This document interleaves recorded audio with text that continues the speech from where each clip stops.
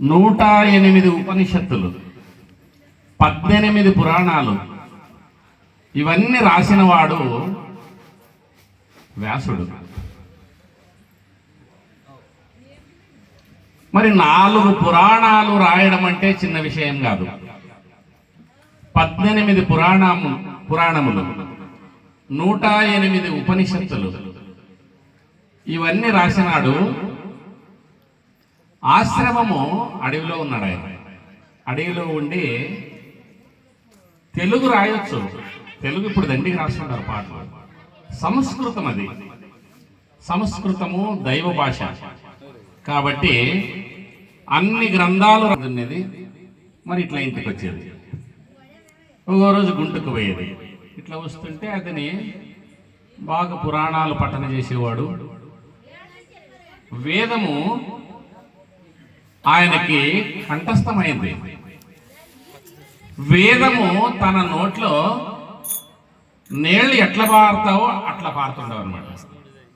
చంద్రప్పు చూసా ఏమి లేదు, రోజు ఇట్లా పోయేటప్పుడు వేదం పఠన చేస్తాడు, ఇట్లా వచ్చేటప్పుడు పఠన చేస్తాడు అనుకునే బాగా 8 రోజులేనే వినిపోయి సాపు కాళ్ళకి పడే స్వామికి. స్వామి, మామ ఇట్లా పోయేటప్పుడు నువ్వు వేదము పురాణము చదువుతుండవు, ఇట్లా వచ్చేటప్పుడు వేద మంత్రాలు నీవు పలుకుతుండవు కదా, మాకేం అర్థం కావడం లేదు. అది సంస్కృతము. మాకే నీ వద్ద వచ్చి కూర్చుందామంటే పని కాదు. మాకి 24 గంటల పనే ఉండదు. మాకి అట్లా కాదయ్యా, నువ్వు వచ్చి కూర్చుంటే నన్ను రోజు ఒక్కొక్క శ్లోకం తాత్పర్యం చెప్తాను అని. ఏడత మా పని కాదు. పొద్దున పోయినోళ్ళు మా ఒకసారి వస్తాం ఇంటికి. ఈ పని మా తన ఏ పని కాదు. 4 వేదాలు రాసేవే, 18 పురాణాలు రాసేవే, 108 ఉపనిషత్తులు రాసేవే. దీని సారము 2 మాటల్లో చెప్పు. మాకి నీ దగ్గర కూర్చునే మాకు టైం లేదు. నీ దగ్గర వచ్చి కూర్చున్నాలంటే మా తన అయ్యే పని కాదు స్వామి, నీకంటే చేను లేదు, ఆరామ ఆశ్రమంలో కూర్చునేవే, మా తిప్పులు దేవునికి గుర్తు అని. ఆయన స్వామి నన్ను రేపన్న ఎల్లుండి వస్తాను చెప్పాలి చూడే అని పాయ. ఇతను పోయినాక స్వామి ఆలోచన చేసి ఏమి లేడు సార్ అస్సలైనోడయ్యాడా. 4 వేదాలు, 18 పురాణాలు, 108 ఉపనిషత్తులు, సారము 2 మాటలనే చెప్పా అని చెప్పాడు. ఎట్లా చెప్పాలా?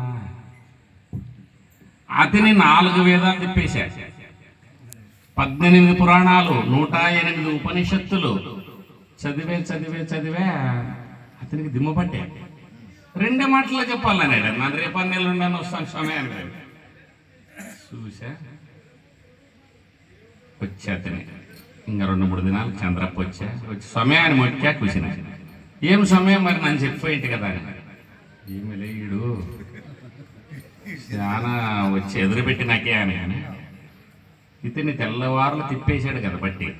దాన్ని అంతా వేదాలు తిప్పేశాడే. మొత్తము అవన్నీ చదివితే నీకు 2 మాటల్లో చెప్తాను చూడే అని. మరి అదే దానికి వచ్చాను స్వామి నాన్న. మరి ఏమి చెప్పు అని. చెప్పు అంటే 2 మాటలని చెప్పాను. మొదలు మానవుడు గాని ఉపకారిగా అని 2 మాటలు. మొదలు మానవుడుగా, ఉపకారిగా. ఇవన్నీ సారాంశము ఈ 2 మాటలనే ఉండవు చూడతామా అని. మరి ఏమి కావాలా? మొదలు మానవుడు కావాలంటే ఇవన్నీ ఇడుచుకుంట రావాలా. ఒక్కోటి మనకి ఏమేమి అలవాట్లు ఉండవునో ఆ అలవాట్లలో ఇడుచుకుంటూ వస్తే మానవుడు అవుతాడు. ఉపకారిగా అంటాడు.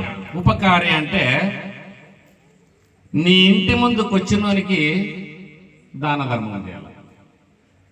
చాలా ఇబ్బందిలో ఉన్నోడు వాడు వచ్చి స్వామి నాకు ఇట్లా ఇబ్బంది ఉండదంటే మనకి సాయం చేయాలి.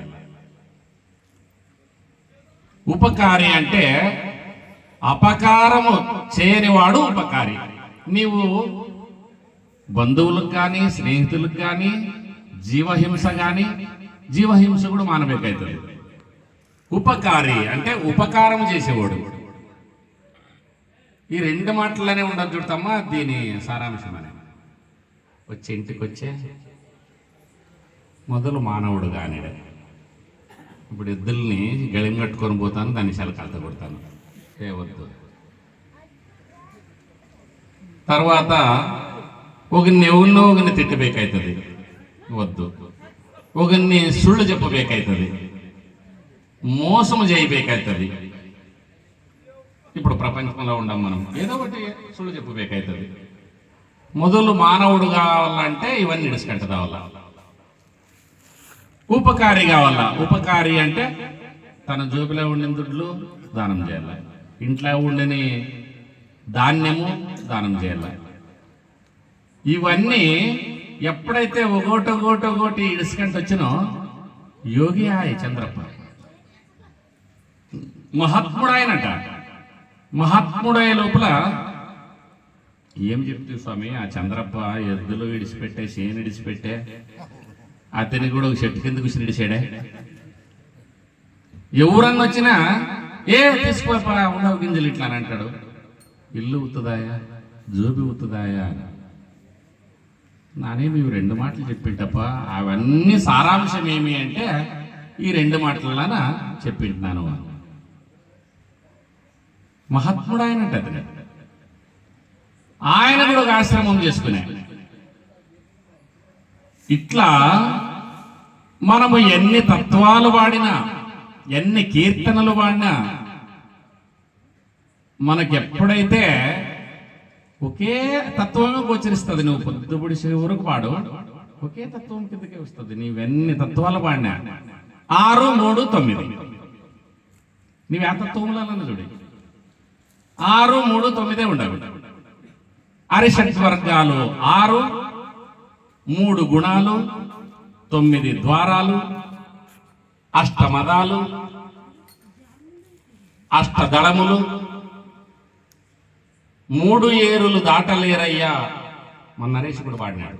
3 కాల్వలు దాటలేరయ్యా ఇలా 3 జనులు, 3 కాల్వలు. ఈ తత్వము ప్రతి ఒక్క తత్వములో అర్థం ఉంది.